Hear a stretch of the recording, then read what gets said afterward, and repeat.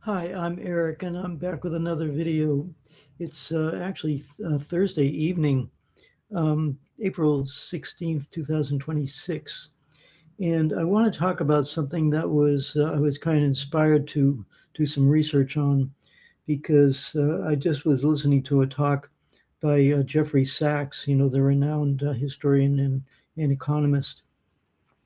And he pointed out that the Israelis and the Americans have bombed and destroyed two universities. The university that is two universities in two places in Gaza and also in Iran.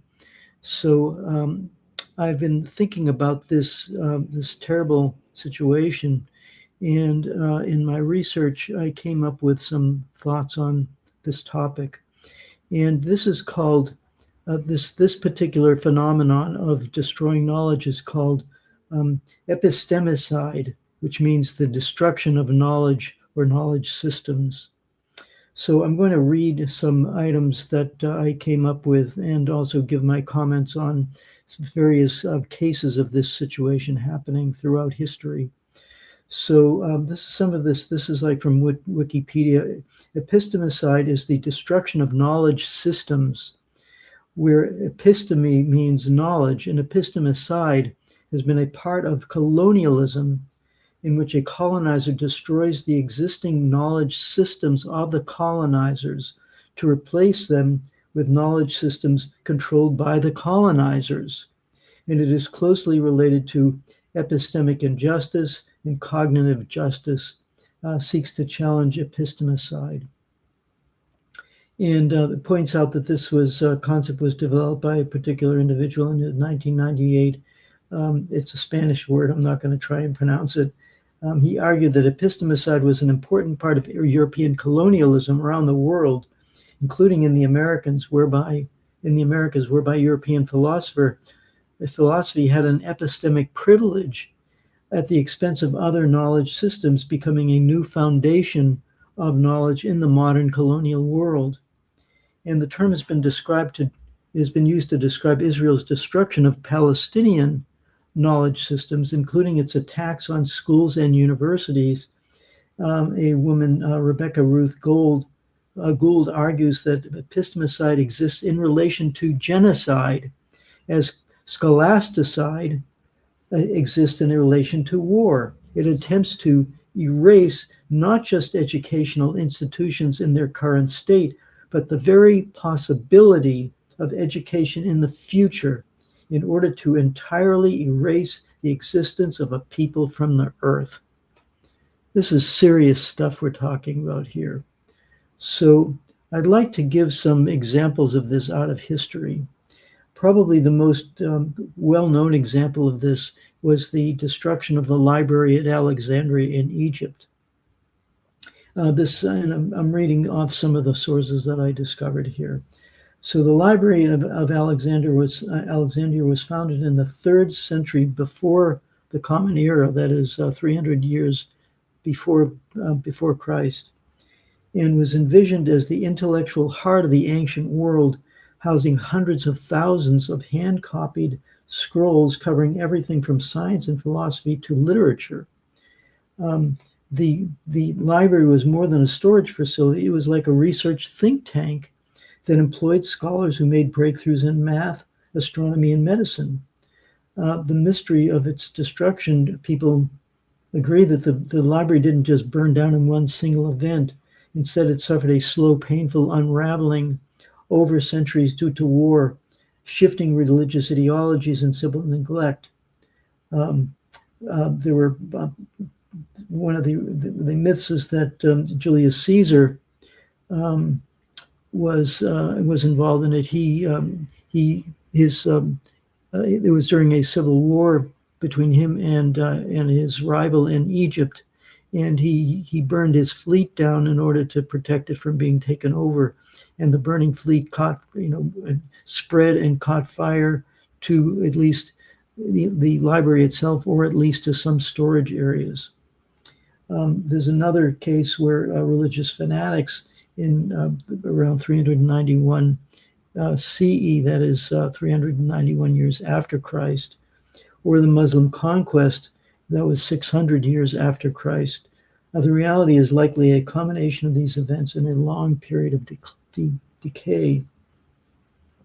The destruction represents the loss of invaluable human knowledge, including lost plays, advanced engineering blueprints, historical records that could have fundamentally altered the pace of human progress.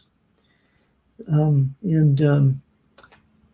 mention that this burning down shows the fragility of knowledge, and it serves as a reminder to prioritize the preservation of our modern archives, data, and academic institutions to ensure that the intellectual breakthroughs of our own time are not lost to history.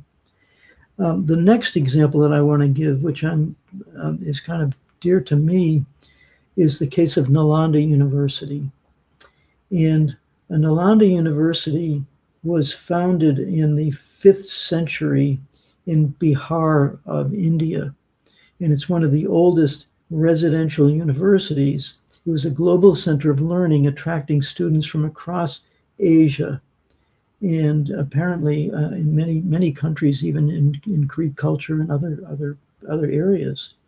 And under the guidance of thousands of teachers and monks, it taught subjects like Buddhism, astronomy, mathematics, philosophy, and medicine without charging fees.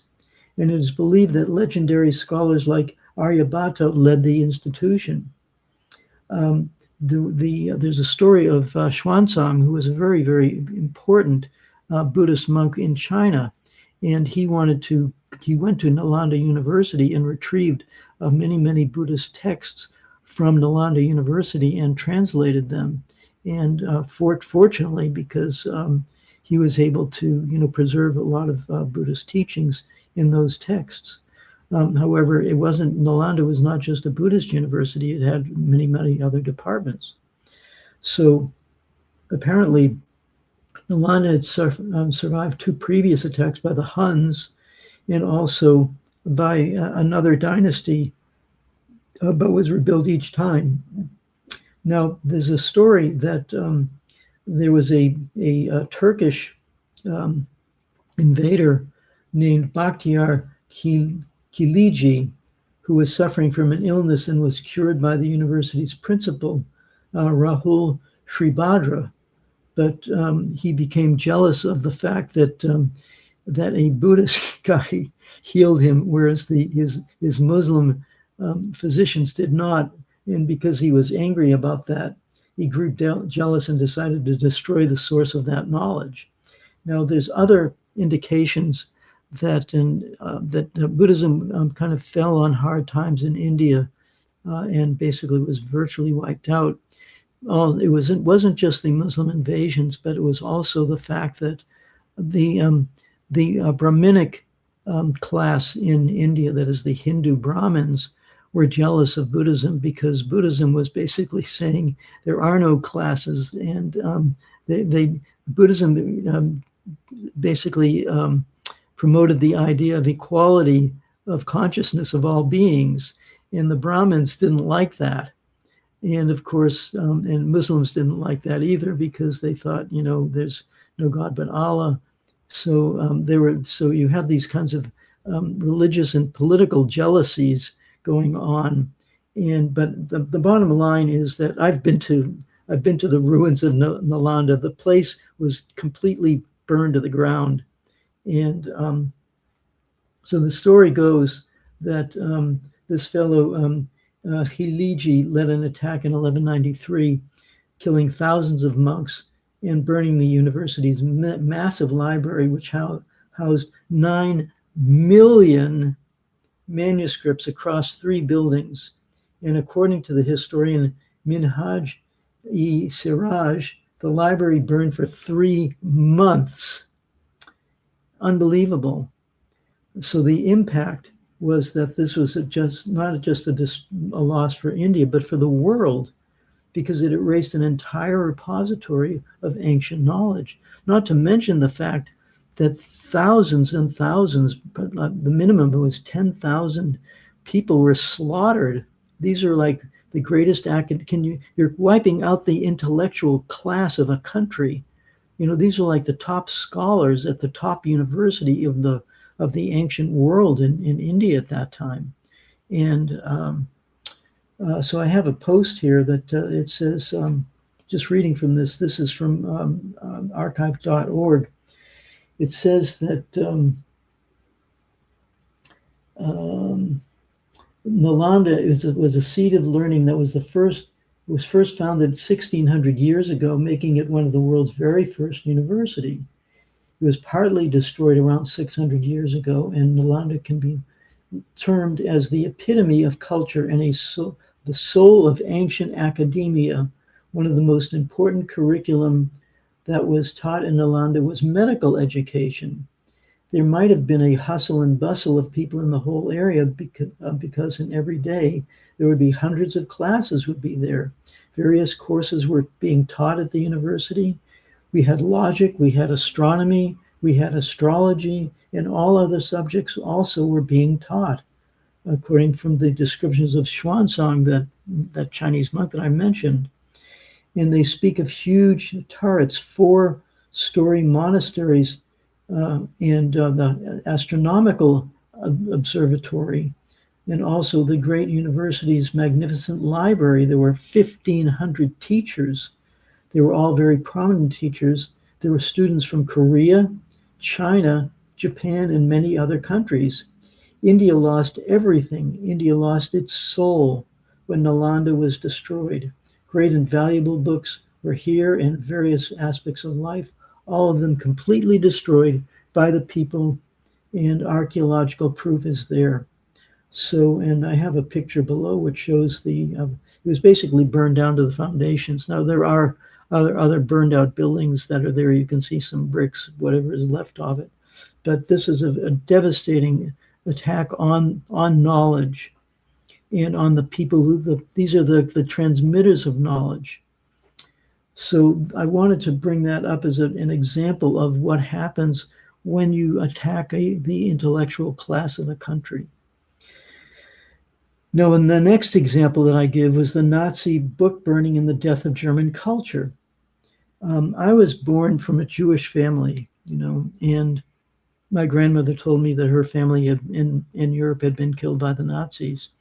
And so I asked myself, how did a culture that produced numerous musical composers like Beethoven, Mozart, Schubert, Schumann, Mendelssohn, as well as great writers and thinkers like Goethe, Schiller, Schopenhauer, Nietzsche, Kant, Wittgenstein, Marx, and later people like Thomas Mann or Hermann Hesse or Bertolt Brecht, and people like Freud and Jung, and scientists like Albert Einstein and Leo Szilard, and Otto Frisch and Rudolf Pilaris, Hans Bethe, Edward Teller, and Eugene Wigner. And in biology, Hans Krebs, Ernest Chain, Wilhelm Feldberg. These were all people involved in medical research. And in the social sciences, you had people like Karl Mannheim, Max Horkheimer, and Paul Tillich, were all those who left due to political unreliability, or that unreliability means that they weren't kowtowing to the Nazi ideology, or they were simply Jewish. So that was a terrible situation. And so this happened in 1933 under a Nazi law called the Law for the Restoration of the Career Civil Service. And the scientific impact was that this exodus devastated German scientific research while enabling the U.S. to win the race for atomic technology, which, it's questionable whether that was such a great idea either. But you have to understand that when basically Einstein went to FDR and he said, look, you've got some great scientists in Germany, and if you don't, they may be working on this atomic bomb. We know that atomic energy has great potential, and we better get that bomb before the Germans do, because if they get it, we're in deep, deep trouble. Now, it turns out the backstory of this, from what I've read, was that there was a scientist named Lisa Meitner who was also a famous German scientist. And she was basically, what she was doing was poo-pooing the idea of atomic energy. And so fortunately, between her denigrating the idea that there was something possible like an atomic bomb, and also Hitler, who was more focused on short-term weapons development than something that was far more theoretical. He decided not to pursue that, fortunately. But the point that I'm making here is that it appears to me that the enormous contribution that Germany had made to world culture through these famous composers and writers and philosophers and so on, the Nazis wiped that out, and Germany, from what I can tell, has never really recovered. And look at it now; it's falling back into its old, what's the word? Recidivist ways. They're going. Why did Germany, that had a good thing going with reasonably priced Russian gas, suddenly decide we hate Russia and we're not going to take your gas anymore, and we're willing to destroy our own industrial economy out of spite? And this goes back to the 1930s and the destruction of the intellectual class in Germany. Next, we have the case of Iraq. And there was a looting when the U.S. went into Iraq. They looted Iraq, and this looting has affected museums and numerous cultural and archaeological heritage sites that recognize Iraq's history and location within the cradle of civilization. Especially noteworthy is the looting that occurred as a result of the 2003 invasion of Iraq, such as the theft of nearly 15,000 artifacts from the Iraq Museum in April of 2003. They also, this invasion in 2003 resulted in the looting and vandalism of universities. They were largely unattended during the initial invasion, leading to the destruction of laboratories, libraries, and administration buildings. And also, the deterioration in security forced many students and faculty members to stop attending classes. The education system experienced a roughly 50% drop in attendance by 2006, according to a Global Institute for Conflict and Environment presentation. So this was a loss of intellectual capital. Faculty and staff, particularly those in higher education, became targets of violence, forcing many to flee the country, causing a massive brain drain. Going on here, so this failure of protection meant that critics blamed the U.S.-led coalition for failing to secure key cultural institutions, with looting and occurring while troops were nearby. Although many items were returned through amnesty programs, many more are suspected to have been sold into the international black market. And later, during the rise of ISIS, ancient sites like Nimrud and Hatra were deliberately destroyed, creating a secondary wave of cultural loss, according to sapiens.org. I left this out of my notes, but I was thinking that in the case of Syria, in the rise of ISIS, destroyed Palmyra, which was a famous archaeological site in Syria. So this pattern of these extremely destructive elements going into a country and destroying the foundations of its culture. This is like the roots of the consciousness of the people that is being destroyed by these wars. In terms of Gaza's university, by March 2024, the United Nations recorded more than 200 Israeli attacks on schools in Gaza, with at least 53 schools totally destroyed. By July 2024, all 19 Gaza universities had suffered severe damage, with 80% of university buildings destroyed, 103 academics killed, 90,000 students enrolled in higher education no longer able to pursue their studies. And in June 2024, another study stated that 76% of Gaza's schools required full reconstruction or major rehabilitation. And in August 2024, UNICEF stated 564, or 85% of all schools in Gaza, had been hit by Israeli attacks. And in 2025, an estimated 95% of school buildings had been damaged or destroyed. The IDF, the Israeli Defense Force, defense of what? Defense of chaos, states it targets schools because Palestinian militants use them for military purposes. Researchers looking into IDF's claims concluded the claims either lacked evidence or the evidence presented was misleading. When the IDF destroyed the last university in Gaza Strip, it destroyed it in a controlled explosion. Next, we come to attacks on Iranian universities and schools. As of April 2026, U.S.-Israeli strikes during the ongoing conflict have targeted Iranian academic and research infrastructure, with reports of over 30 universities and 857 schools hit. Key institutions, including Sharif University and Isfahan University of Technology, sustaining significant damage to research facilities. This doesn't even count the gratuitous attack on a girls' school, an elementary school, and killing 170 children.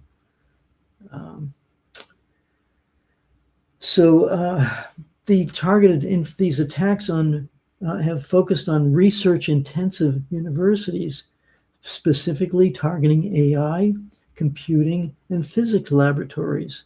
The Laser and Plasma Research Institute at Shahid Beheshti University was destroyed.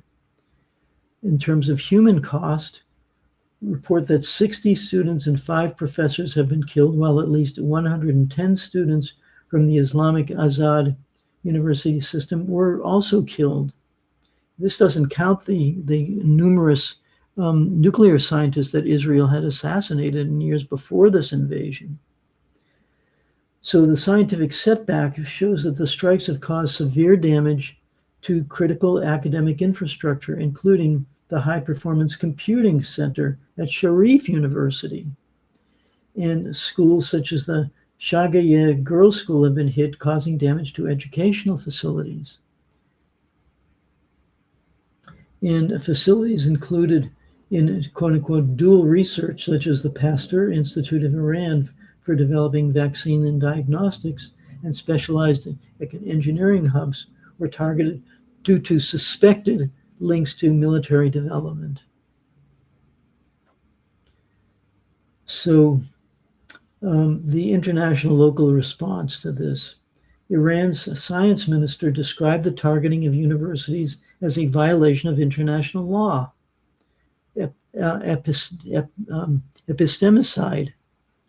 The attacks have raised concerns about war crimes and the targeting of civilian infrastructure. Some analysis suggests that the attacks are part of a deliberate strategy to curb Iran's scientific development. While some, like the World Health Organization, reported significant damage to institutions, other reports detailed the destruction of data centers and academic laboratories. So here's my conclusion to all this. One of the main themes of my work is to show the extremely destructive and nihilistic nature of modern Western so-called civilization. As Gandhi remarked when he was asked his opinion of Western civilization, he said, "It would be a good thing." This worrisome trend is becoming increasingly clear. You could say that it started even in the US with the Scopes trial about evolution, where reactionary Christian theology refused to acknowledge scientific inquiry into evolution in the 1920s. Then came the destruction of the German intellectual class in the 1930s and 1940s, from which it has never recovered because of the Nazis. And following World War II, you had the U.S. war on intellectuals with the McCarthy era following World War II. The attack on leftist progressive thought, marked by the untimely death of FDR and the initiation of the Cold War under the untutored and narrow-minded shopkeeper, become senator and then president, Harry Truman, and then the assassination of JFK, Martin Luther King, Robert F. Kennedy, and leaders of the civil rights and peace movement, followed by attacks on the free press, Julian Assange, whistleblowers, the constant torrent of lies leading to wars, as noted here, the destruction of whole cultures in Iraq, Palestine, and Iran begs the question, where is this all heading? To me, it all looks like a dystopian, totalitarian society. There's a tendency throughout human history for narrow-minded, highly destructive individuals to enact their vicious, murderous impulses on centers of learning and culture. And this has gone on for since at least the burning of the library at Alexandria, and then Nalanda University, 9 million books burning for 3 months, and the murder of 10,000 to up to 40,000 Buddhist monks and all of the other attendant subjects that were taught at the Nalanda University. And then going forward to these attacks on Palestine and Iraq and Iran. It's this is just a very, very dangerous trend. And I felt that it was important for me to bring this to your attention, because it's not just a question of civilian infrastructure or about oil or all of those, or the dollar or all those kinds of things. We're talking about human consciousness. We're talking about, are we as a species going to be able to maintain our consciousness and develop as a species, develop our capacity for knowledge, develop our capacity to transmit knowledge from one generation to the next, so that we can progress. It looks pretty iffy right now. So that's the reason why I'm bringing this up. So thanks again for listening to my presentation here. And I hope you'll support my channel by giving me a like or a share, or make a donation to my Substack, or to buy me a coffee, whatever. But the main thing is that it's very important for us to spread this knowledge, the fact that intellectual life itself is under attack. It's not just the physical infrastructure. It's the very nature of what it means to be a human being, to be a conscious, intelligent person that is under attack. So that's what we really need to focus on. So thanks again for listening, and I'll talk with you again soon.